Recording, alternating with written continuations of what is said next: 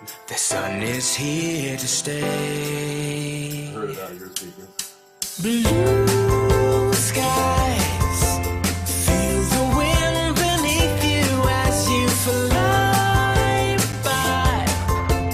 Dancing on a cloud, it lifts you high, high, high.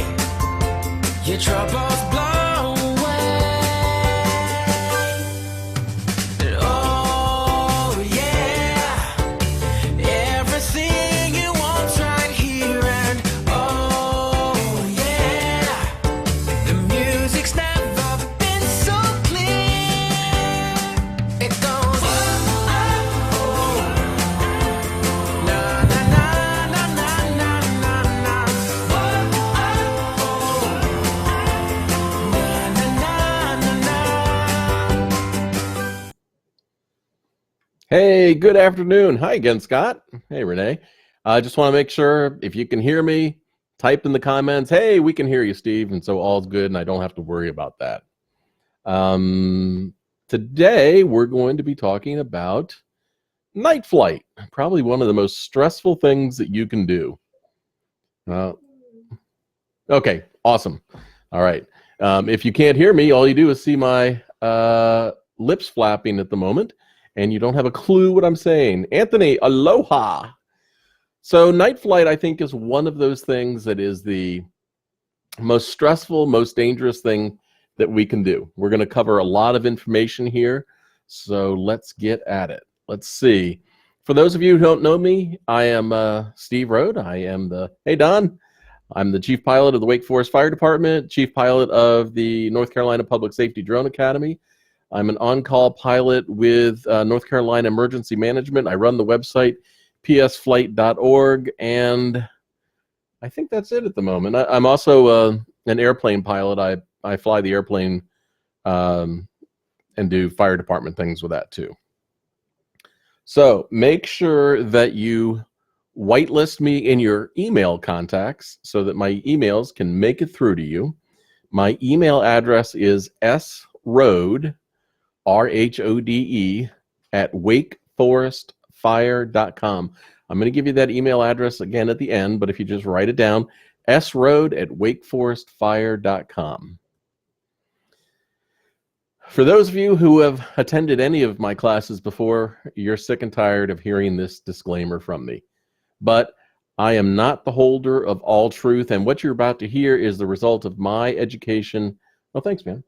And experience on the subject. The lovely Pam is sitting off screen, and she is going to be posting links and other clever things like the email address she just posted there. I encourage you to constantly pursue learning and education, but most importantly, to get out there and test and learn from your own experience about what works and doesn't work for you. I always reserve the right to be wrong, although I diligently try not to be. So here's some housekeeping things. To the right of your screen, there's a couple of different tabs. You got chat and questions, polls. Let me put up something in the poll tab. So the chat question tab that people have already discovered. Here we go. Add poll and make it live. Publish poll. In the polls tab, there's a poll there about who do you normally fly for? Law enforcement, fire department, something else. So I'm going to put up some polls as we go. In the questions tab, if you have a longer question that you want to type privately for me to answer, you can go over there and type it there. Pam is monitoring all of this stuff. At the end of this presentation, if you are a North Carolina public safety team member, law enforcement, fire department, some other type of public safety, I'm going to give you the link where you can register for free continuing education credits through Montgomery Community College and the North Carolina Public Safety Drone Academy. And at the end, you'll also have a link to take a test. So you can download your super snazzy certificate, and as I always seem to say, so you can show your supervisor you actually did something today. We've got a whole bunch of class downloads. Pam's going to be posting these links in the chat tab, and if you right-click on the link and save it to your computer, you'll have all these PDF files that you can refer to later. We've gotten pretty good at doing this whole link thing, so If you miss a link or it doesn't work or something, just let Pam know in the chat tab. So here's what we're going to cover. The goal of this class is to give you information so that you can be a competent, professional, and trained pilot when you fly at night. We're also going to talk about how to mitigate night flight risks through mission flight mental preparation and planning. That is a concept the FAA really focuses on. You'll learn more about that. By the end of the class, you'll have a general idea of the issues and how to deal with them, how to operate your aircraft safely at night, and within compliance mostly. My general rule is try to only break one rule at a time, and sometimes you have to. By the end of the class, you'll also have continuing ed credits for those in North Carolina, and I'll post a link. You'll be able to take the test and get your name on a super snazzy certificate that you can download and print out. So let's talk about some basic facts about night. There are different kinds of night. We think about night as just when the sun goes down, but when you're flying, there's urban night, which has a lot of light pollution, makes it difficult to see our aircraft. And you have rural night, which is really dark and leads to the loss of visual reference, makes it hard to tell the aircraft from any other obstacles. And each of those situations present their own unique set of challenges. Night is dark. It's dark for everybody, and it presents a whole unique set of challenges, not only in flying, but also just in scene management. I mean, unfortunately, more than once I've gotten out of the vehicle at night in a rural area and fallen in a hole, which is never fun. But it is a good example of how there are things that are out there, even close to you, that can create problems for flying, that you can collide with, and that you have to worry about. Public safety scenes are typically filled with lots of lights that are flashing, and it leaves us unable to become dark adapted to be able to really see good at night. And that's something the FAA wants, is for us to not be exposed to any bright lights for 30 minutes before we're operating at night, and that's just not realistic for what we do. Flying at night is extremely dangerous and has an enhanced level of risk. And what I'm about to tell you is probably a test question, so pay attention. Flying at night takes longer to complete the same flight as it does during the day. You have to operate slower, with more purpose, with more intention, and you have to expand all of your safety margins, I say, by at least 50%. So in the day, if you have isolated a taped off landing zone that's 20 feet across, at night it should be 30 feet across. If you fly batteries down to 20% in the daytime before you return, then don't go lower than 30% at night. It will take you longer to fly back to your landing zone at night and to maneuver your aircraft. So what is night? Night is not when the sun goes down. Technically, as pilots, night does not mean dark or sunset, and there are two different stages of night. The first is civil twilight, and this, for all you Part 107 pilots, that was on your test, I bet you. And civil twilight occurs between sunset and 30 minutes after sunset. It also occurs 30 minutes prior to sunrise and ends at sunrise. Between the end of sunset civil twilight and the start of sunrise civil twilight exists night.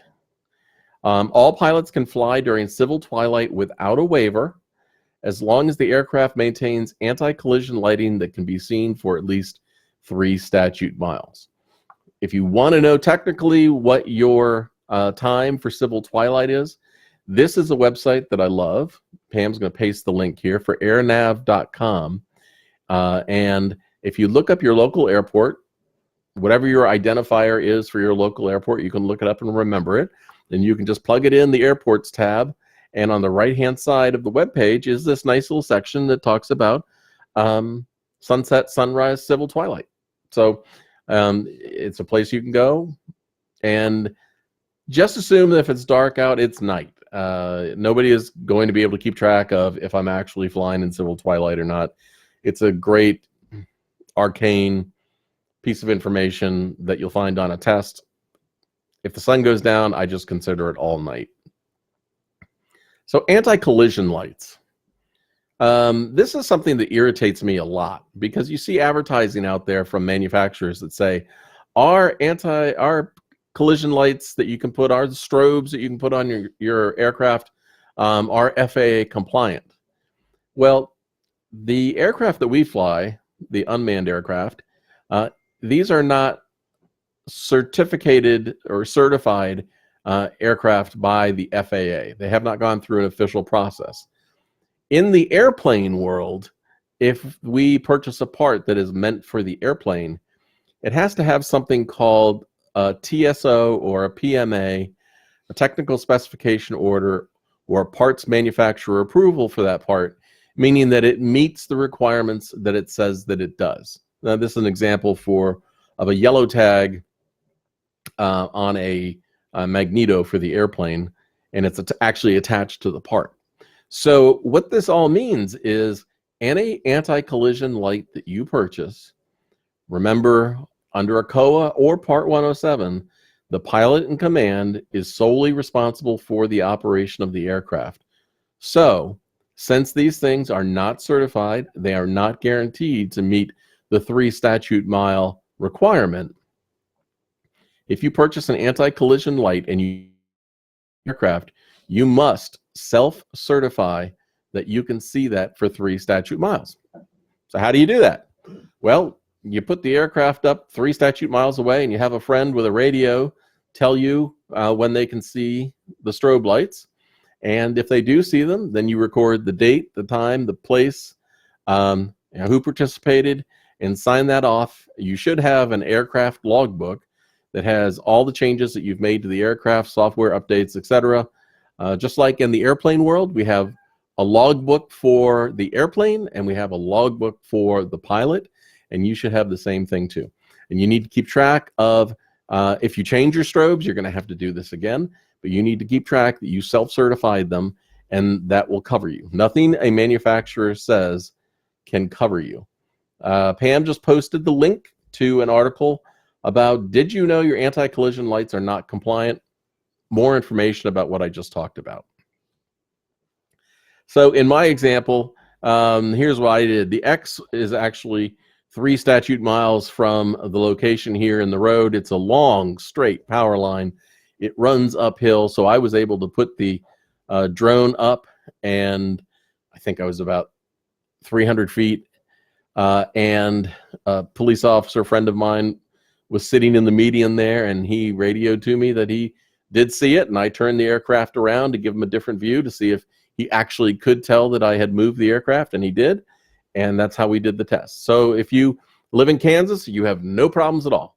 If you live someplace where it's more mountainous, do the same thing I did. Find a long, straight stretch of something, whether it's railroad track or downhill or power lines or something, to self-certify your lights. So if you want to fly legally at night, you can apply for a Part 107.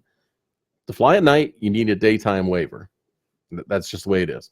So 107.29 is the waiver that you're looking for, and you apply for that through FAAdronezone.faa.gov. It's where we do all the drone stuff, register the drones, etc. And that's where you can go to apply. But even if you're flying as a COA pilot, you are going to be subject to the same limitations that are found in current Part 107 daytime waivers. You can find these waivers at this link that Pam just posted. And if you search them, if you go to that page, a search box will pop up eventually, and put in there 107.29, hit search, and you will see examples of waivers. Now, let's look at a current waiver. So the responsible person listed on the waiver is the responsible one to the FAA for the safe conduct of operations. You can get a Part 107 daytime waiver for a department or an agency. You just get to be the person responsible for if operations are conducted safely or not. If you want to put your name on it, you can do it under Part 107. Under a COA, you've got a responsible person that, again, is responsible for the exact same thing. So under the waiver, you must ensure that the pilot in command, the PIC, and the visual observer, the VO, are informed of the terms and provisions of this waiver. They must be familiar with 107 regulations. They must document and be presented for inspection upon request from the administrator all the evidence about the waiver and operations. They must be trained as described in the waiver to recognize and overcome visual illusions caused by darkness and understand physiological conditions which may degrade night vision. The training has to be documented and presented upon demand. This is the kicker. So in the current waivers that are being issued, this is generally listed as number 10 of the requirements. The area of operation must be sufficiently illuminated to allow both the PIC and the VO to identify people or obstacles on the ground, or a daytime site assessment must be performed prior to conducting operations that are subject to this waiver. So this doesn't mean just the area that you're standing, just your landing zone has to be illuminated. Your entire area of operation, where you're going to be conducting flight at night, has to be illuminated if you're going to fly under a daytime waiver. And that's just not really practical, but I'm going to tell you how you can deal with that. The waivers also say that the aircraft must be equipped with lighted anti-collision lights visible from no less than 3 statute miles, and the intensity of the lighting may be reduced if, because of operating conditions, it would be in the interest of safety to do so. There have been 2 times that I have flown with all of the lights off, and both of them were in very tense protest situations where it was better not to attract attention to the drone above. We didn't want to bring angry protesters back to the landing zone. So here's what's coming in the proposed rulemaking. The FAA is proposing to require remote pilots to complete either an updated knowledge test or a recurrent training that addresses operations at night. And so you will no longer be required to go through all the hassle of getting a daytime waiver that is significantly restrictive. The focus will be on night physiology and night illusions, the same thing FAA is looking for in the daytime waiver. And those who are Part 61 pilots and can do their testing online, you'll just have to, like myself, we'll just have to take another online test to get the built-in night waiver. Otherwise, the FAA has not said anything about a light test, for those who are already current on their Part 107 testing. But you might have to retake the whole 107 test, or you might have to wait until you take your recurrent 107 test to have that built-in night waiver. They may still require the same restrictions as in the 107.31 waiver, meaning the area of operation must be sufficiently illuminated, and that's the kicker for us in public safety. I mean, can you imagine doing a warrant delivery, and having to illuminate the whole scene so that you can, forget it. Or missing person search. I mean, there's no way that I can illuminate the entire scene and look for that missing Alzheimer's patient out in the woods. It's not practical. But here's something that I can absolutely guarantee, is that flying at night is high risk, it's high liability, it's high personal liability. Both Part 107 and COA pilots face this same liability. Part 91.3 is, as I said, pilot command is solely responsible for the operation of the aircraft, and Part 91.13 is the pilot command is solely responsible for any careless or reckless operation of the aircraft. Both Part 107 and COA pilots, public aircraft operation pilots, are subject to the exact same personal liability. You cannot be shielded by your department. You are personally liable. For more information on how you can protect yourself, we have this website, aopa.org. The Aircraft Owners and Pilots Association is the largest general aviation membership organization in the world, I think. I think now they're at about 500,000 members. I write public safety articles for them, and I have been a member of them since 1988. AOPA is a fantastic organization. They provide a service called Pilot Protection Services. Effectively, this is a, Pam, is there a link, a download 6? Yeah. Yeah. Yeah, let's put that up there now. Essentially, they provide a legal protection plan for Part 107 pilots. COA pilots are not subject to legal protection because they have not demonstrated that they have met the same FAA requirements that Part 107 pilots do. This is a service that I have had to use in the past myself when I had an in-flight emergency. The PDF that Pam is posting for you, I'm not a salesperson for AOPA. I'm just telling you, I think that this makes really good sense. It's well worth the protection to have a legal hotline you can call and speak to an aviation attorney that can give you specific legal advice about something that may come up. And if something does happen, this is the first place that you should call and get advice before you talk to anybody else. So the easiest route to fly for public safety, if you have not written anything down right now, you need to write this down. And we're going to send you 2 links here. Okay. Okay. If you need to fly at night for a specific operation, incident, action, mission, whatever, the best and easiest thing to do is not to get a daytime waiver ahead of time and be subject to all those restrictions. It is to contact the FAA Emergency Operations Center. The telephone number is 202-267-8276. You should write that down, put it in your phone, put it in your contacts. I've got it in mine. 202-267-8276. And we have an email address for them as well. And there is a link that may or may not still work. I think I tried to click on that yesterday. Anyway, the Operations Center is manned 24 hours a day, 7 days a week. And if you have a particular incident and you have provide them with the information that they want your Part 107 number, other things that you will see in just a moment, then they, within 5 minutes, they can give you a one-time waiver for your operation, and that will cover you for your operation without having all those extra limitations. So in order to be eligible for a special waiver for any incident, and you can get a waiver for like beyond visual line of sight, flying at night, flying over people, although it's not really necessary because you can fly without going over people, then you are eligible if you possess a certificate of waiver or authorization, a COA, or you have a Part 107 pilot certification. The UAS operation must be in support of an emergency response or other effort.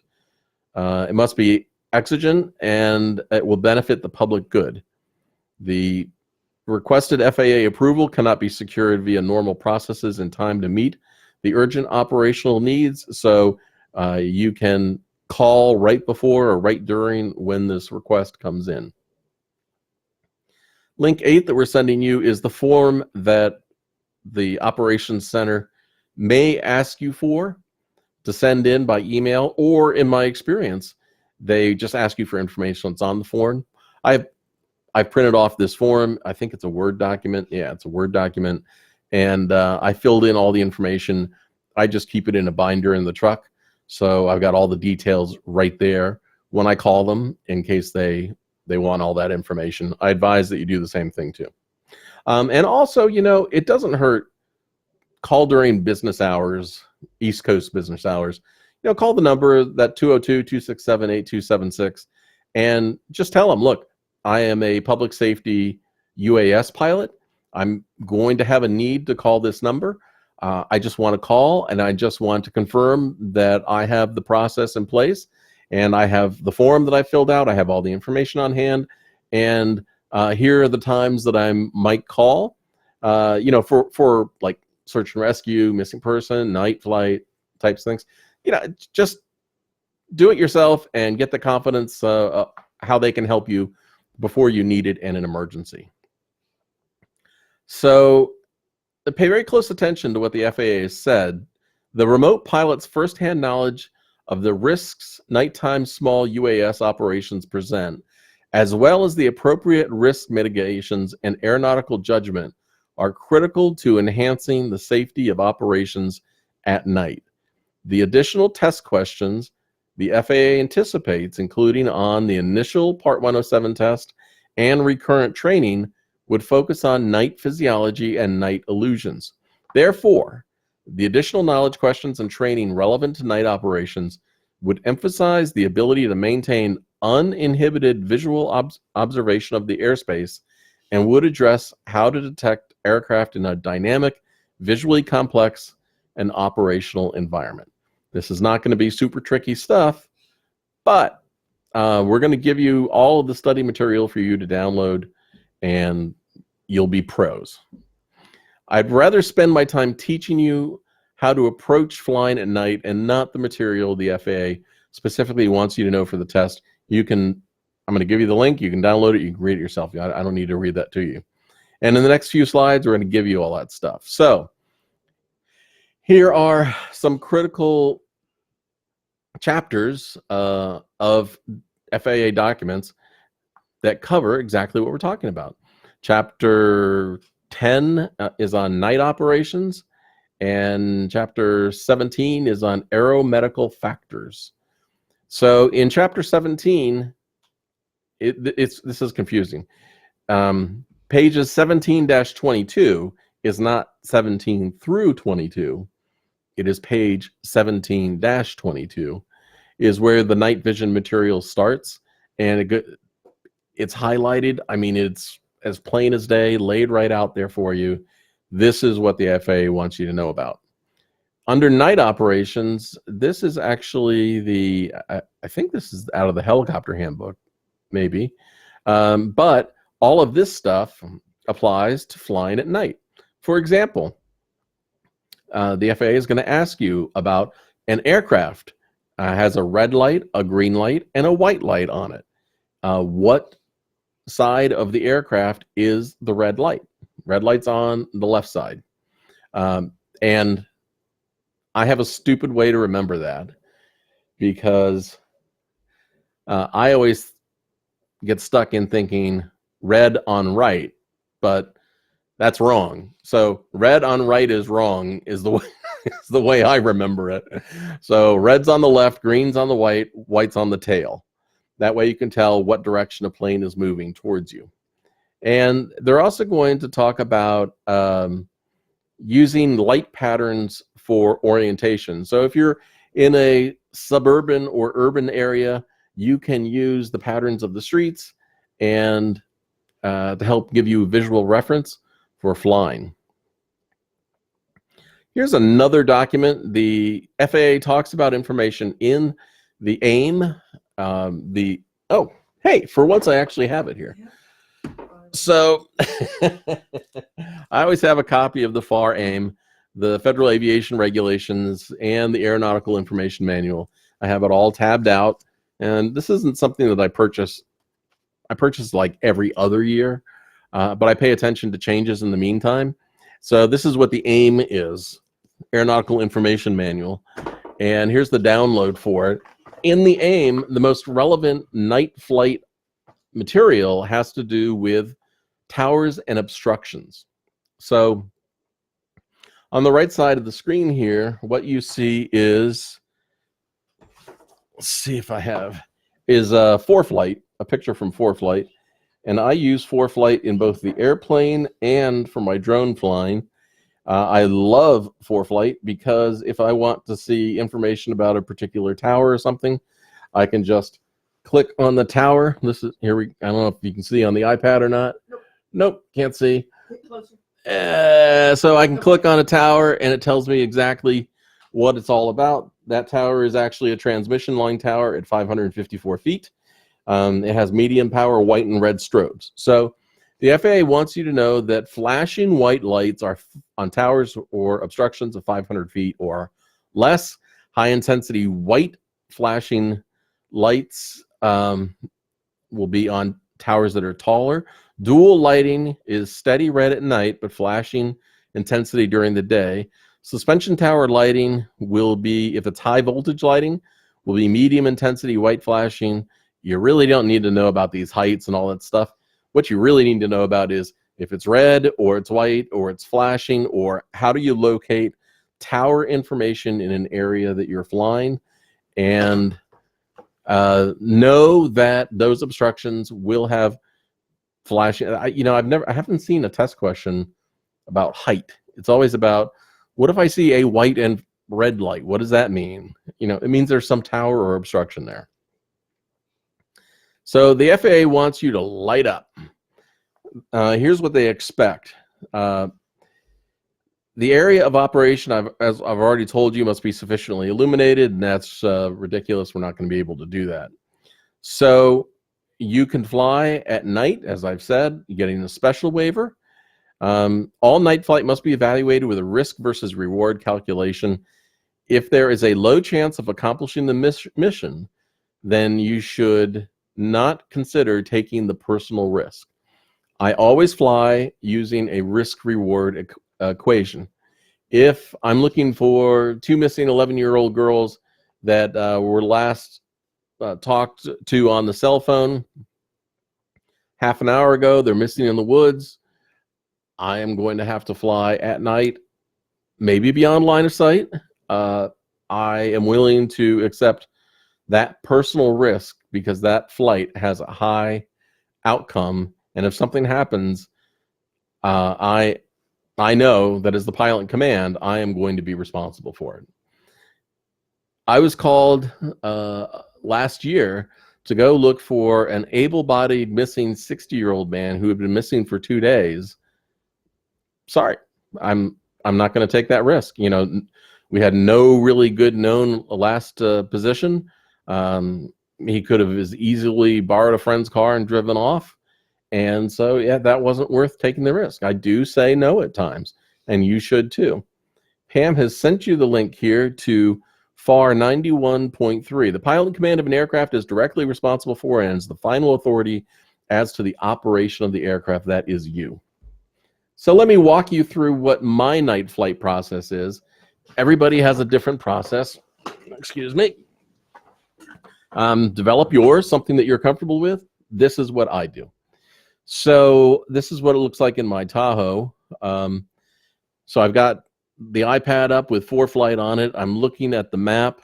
I get tremendous amount of information on the way to a fire scene by monitoring, listening to both EMS and police. Different information is coming out of every different agency. And so I try to just gather as much as I can on the way to the scene. So here's my step-by-step process. I always try to have a general awareness of weather conditions. So I check the weather in the morning, or I look at ForeFlight, or I look at the weather discussion, the TAFs or the METARs, and just have a general idea of what the weather is like. And then before I'm headed out to my primary area, when I'm dispatched, I'll go to ForeFlight and check the aviation weather right then. And there have been times where the weather is less than 3 miles, ceilings are too low, and I'm not going to fly. So before I ever leave on the call, I stop and I pause and I run through some mental checklists to make sure that I'm competent to accept the flight request. And these skills are primarily dependent upon something the FAA beats into every aviator: aeronautical decision making, or ADM. ADM is an approach to reducing risks, and while it might seem silly or stupid, especially when you start, it seems ridiculous, it is really very critical to not making stupid mistakes. The FAA provides a substantial amount of good information on ADM, and from my years of experience in the airplane and 5 years now with flying public safety drones, the key to a successful flight is good aeronautical decision making. So the chapter on night flight, I believe, is 10 pages long or something like that. The chapter the FAA provides on aeronautical decision making is 32 pages long. You can tell where the emphasis is. In the chapter, there is a chart, a table that you can use to evaluate yourself before you go fly. Not all of it applies directly to drone pilots, but these are important things. Things like sleep and emotions and stress and medication and conditions that you're flying, and all tally up. There's a question out there. Oh, there is. Yes, Tom.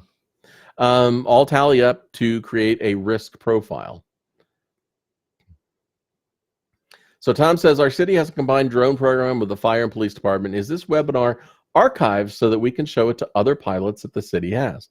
This webinar is archived for people who registered for this class. So Tom, if you wanted to share it with them, you can do it by sharing your login information for the webinar that you have.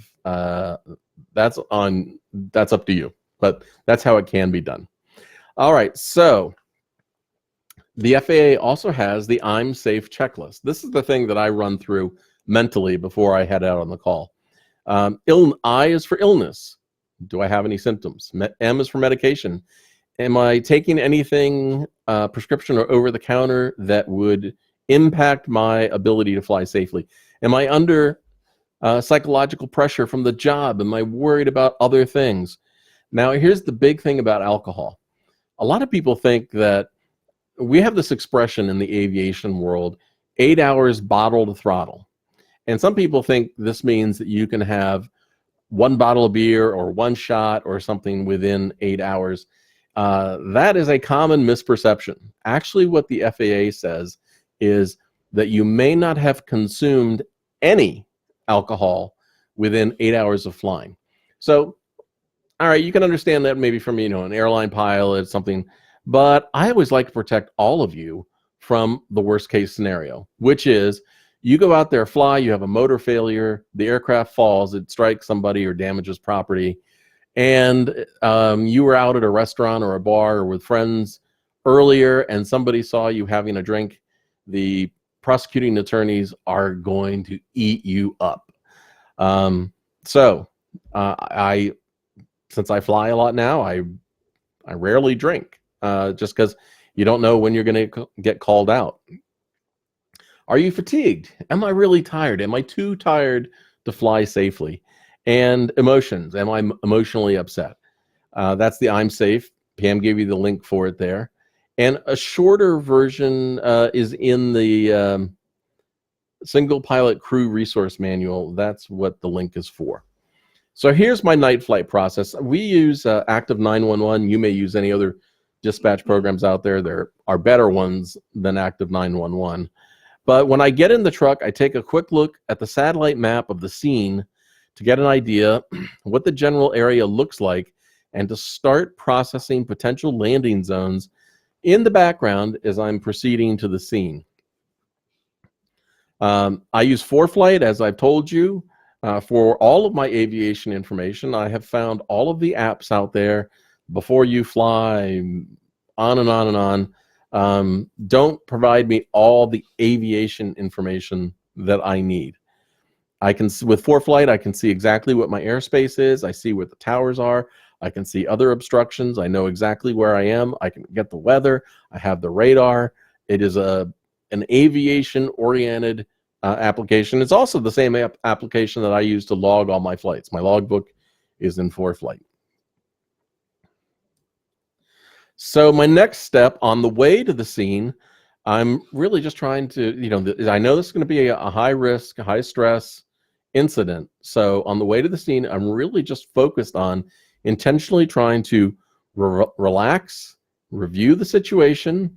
I'm listening with one ear to the other departments, and I'm coming up with an initial plan of how I think I'm going to deal with this situation.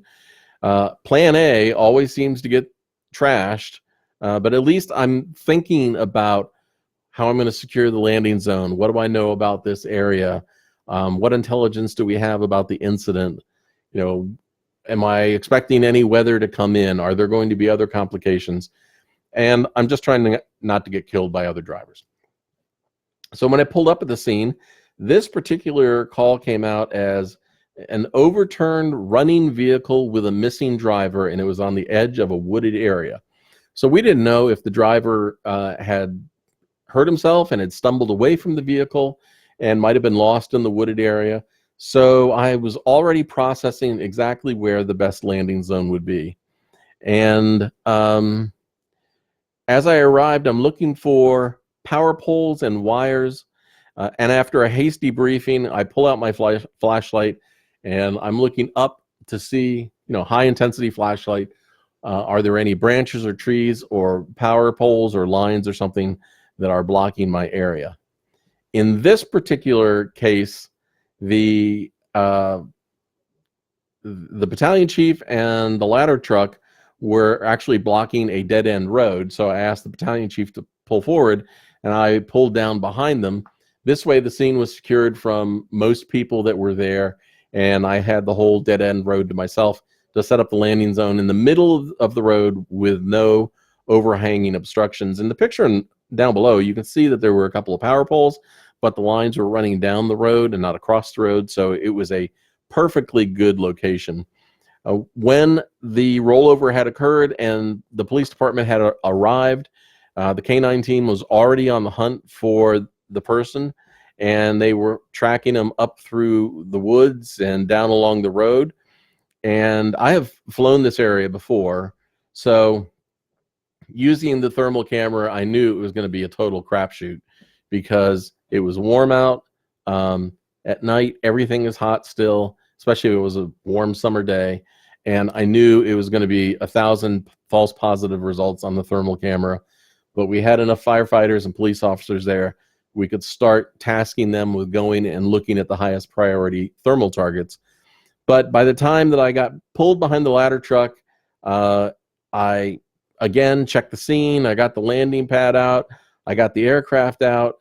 And a structure fire came out, and all the firefighters left me.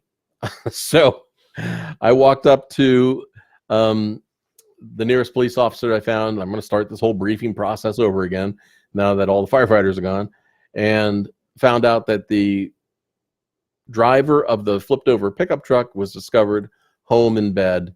Apparently a friend had come and picked them up. He just didn't bother to turn the lights off or the truck off.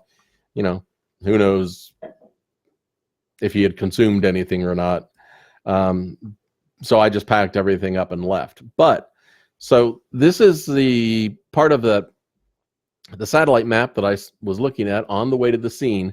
So this is how I was evaluating what I saw. So we have the P's are where police vehicles were positioned. The X is where the overturned truck was located. Number 2, this can be a very busy intersection, so parking anywhere near that intersection was going to be a horrible place to park. Number 3, this is a road that comes up a hill and then makes a left turn. It used to go straight, and while that is a nice open area below the 3 next to the P, it is not necessarily the safest area if somebody is driving fast, so that was ruled out. Area 4 would be okay, but this is pretty highly trafficked road, and there wasn't much room there on the side. And if I did park down there next to the 4, I was going to be away from the police vehicles that were left.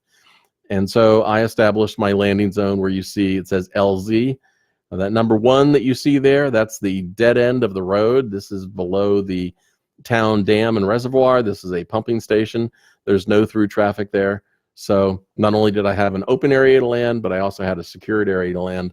Although once I found out the guy was home in bed, no need to fly. Risk versus reward. I was going to get no reward out of flying. I did not want to take the risk. So I've flown this wooded area many times. I know it's full of hot targets. Thermal camera operations is another class that I teach. Thermal cameras do not act like the marketing says that they do. There are all sorts of issues and complications and difficulties and struggles and hurdles to overcome with using thermal cameras, especially in the summertime. As soon as my landing zone was set up, as I told you, all the firefighters bugged out to the structure fire, and I just went and got another briefing from somebody else. Here's my risk versus reward chart. So if the risk is high, that blue line, but the reward is high, then I will closely evaluate accepting the personal risk for making the flight if I have to break one rule at a time, and I'm willing to accept personal liability. If the risk of the flight is high in the white area there and the reward is not high, then I am not flying, and you should not be afraid to say no. If it doesn't feel right, or you want to think about it for a second, or you want to call a friend, call a safety pilot. If you've emailed me or received an email, you probably have my phone number. If you don't, I'm going to give it to you. It's 919-610-3610. And if you find yourself in a situation and you've got that gut feeling and you want to sense check something, you should never hesitate in giving me a call. Okay, what is it again? 919-610-3610. All right. So now I'm going to show you a couple of videos. This is the roof rack we have on the Tahoe.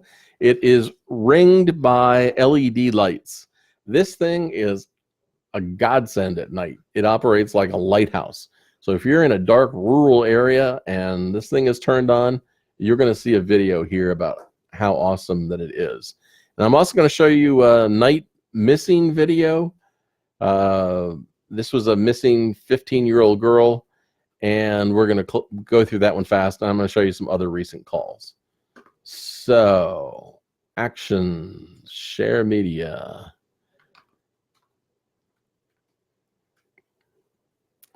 Night class, night landing. Let's use this one. All right. You see that little white dot in your screen there? That is that landing pad that's illuminated. This is a pitch black area, but you know, I can easily find the truck using that landing pad. So I'm up about 400 feet right now, and I'm descending, and you'll see how it becomes. I mean, the thing is like a beacon. It's like a lighthouse, and it takes almost no power. Everything runs on 12 volt in my truck. It's just LED lights on a cheap roof rack is what it is.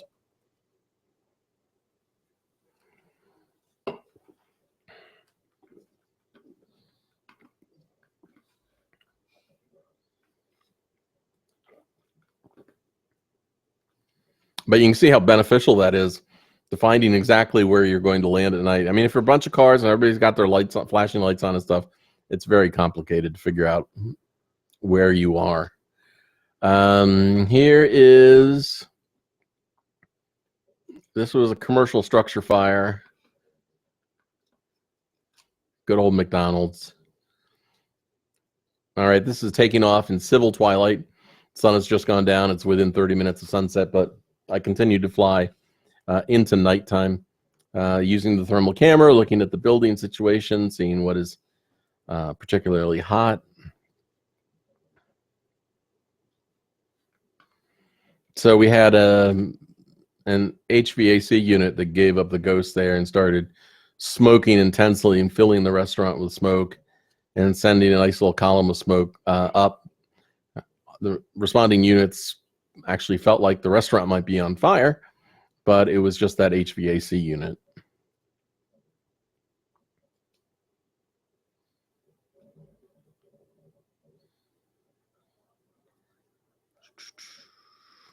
All right, flying. And here again, I want to show you the results of that. There's that roof rack again, acting like a beacon to get me home. If you don't have to have a roof rack like this. You don't have to have, any particular setup, but even if you put something on your roof of your vehicle that helps to identify you and your landing zone, it'll make it significantly easier at night. It never fails. You're coming back to land. It takes longer. The batteries are getting weaker, lower and lower. And it's not unusual if you haven't planned in advance to find yourself in a situation where you need to land now. So the easier you can find your vehicle, the better it is going to be. Here is an example of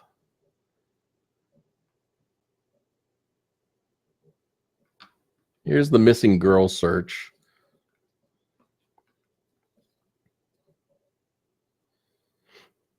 Now it's been more than a year.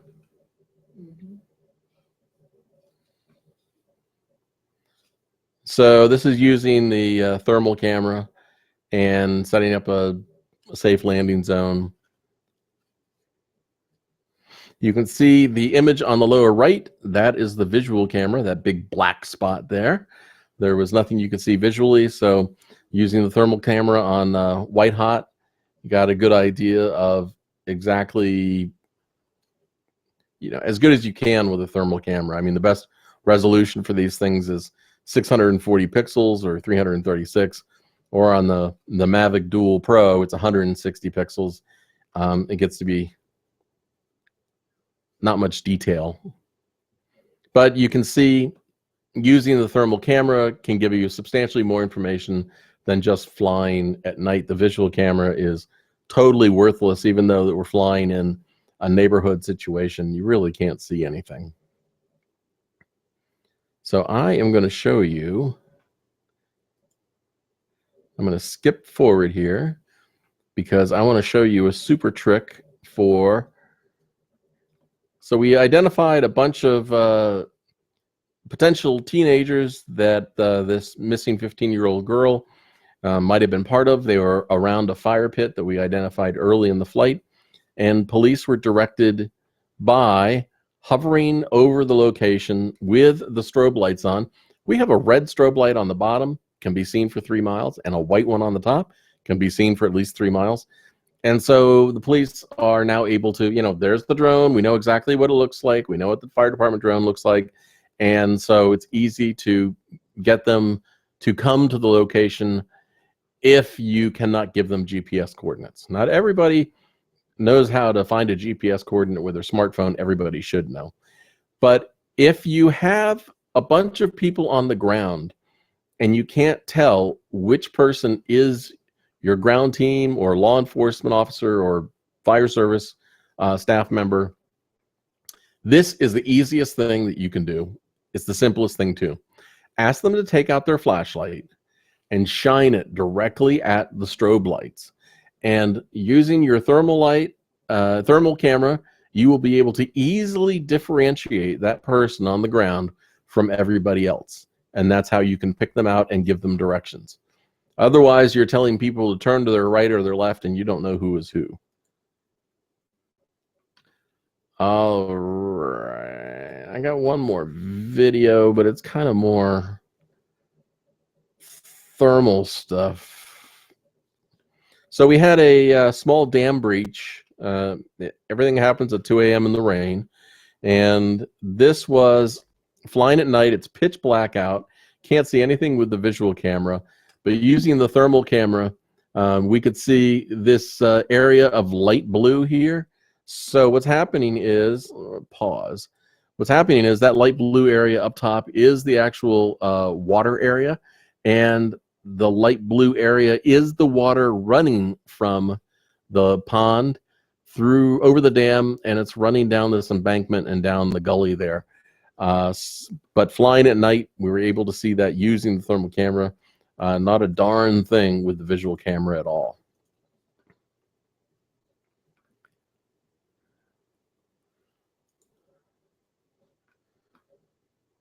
All right, so here's my trick I just told you about with the visual camera, with the flashlight. So how easily you can spot exactly who you're working with. We have a flight debrief for you to download right here. Pam's already posted it there for you. After 95% of the flights, that there's some lesson learned or some piece of information that's new to ponder, to think about, to remember, I write mission flight debriefs, and this is one of them.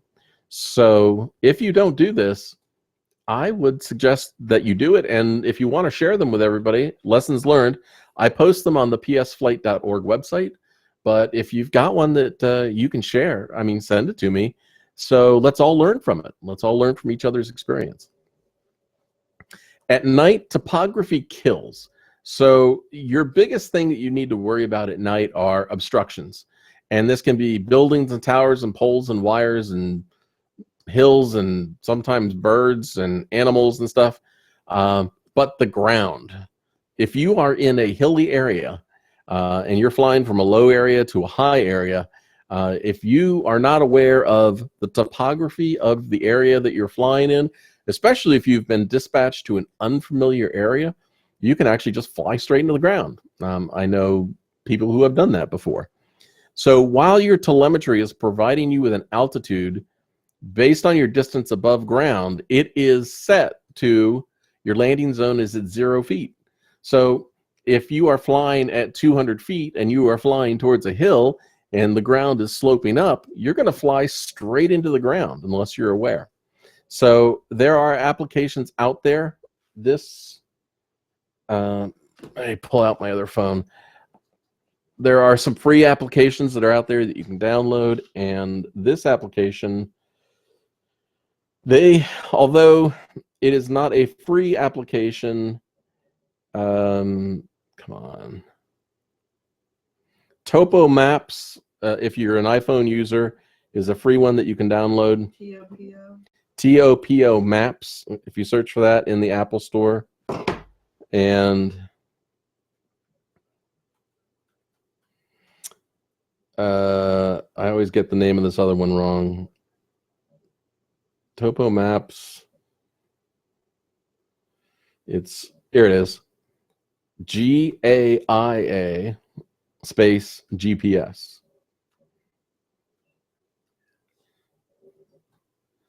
So, yeah, you can, let me get this close enough. There you go. So it'll show you exactly where you're located. It'll give you the topography. You can pull up satellite maps. For public safety, they offer a 1-year free subscription. You just have to email them, and this is a really good tool. It'll actually show you which way your phone is pointed on the map. It's a new recent discovery. I really like this one a lot, although I cannot remember the name to save my life.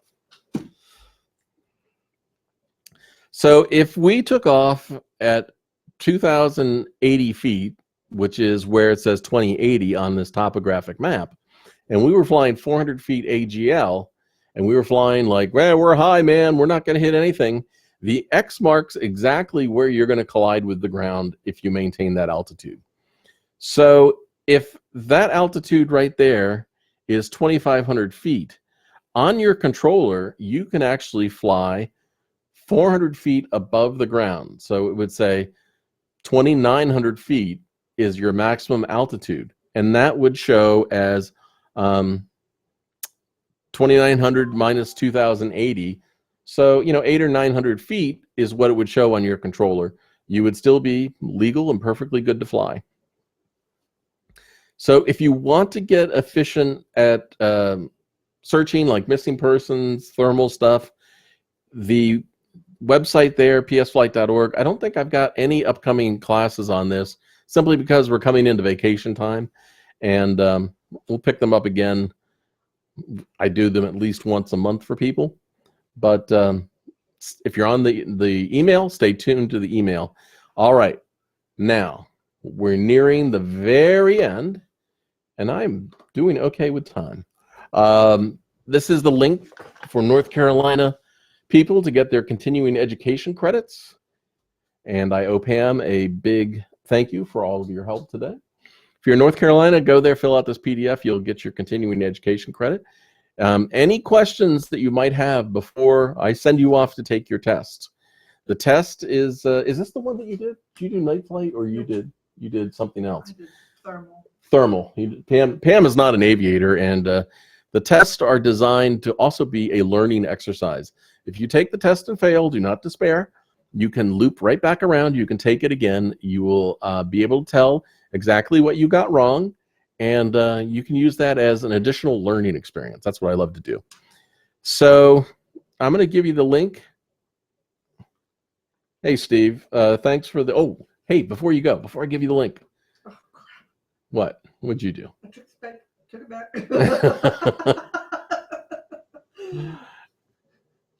Okay, that's okay. So, give me some feedback. Let me know. Do a poll. Yep, do the poll on a scale of 1 to 10. Was it okay or did I suck? Just let me know. And let's give them the link to go take the test. This is my email address again, sroad@wakeforestfire.com. Never hesitate to email me, call me, contact me. And this is the link for you to go take your online test. And that is the last slide. So I hope I didn't race through it too fast for you. I don't like just talking at you. I like to get through the material and be here to answer questions.